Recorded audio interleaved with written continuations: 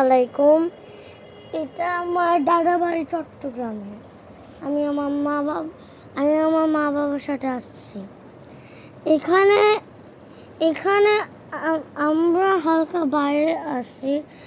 আর polytechnic hostel গেটের পাশে চট্টগ্রাম সরকারি মডেল স্কুল অ্যান্ড কলেজ আছে। এখানে আগে একটা মাঠ ছিল। এখানে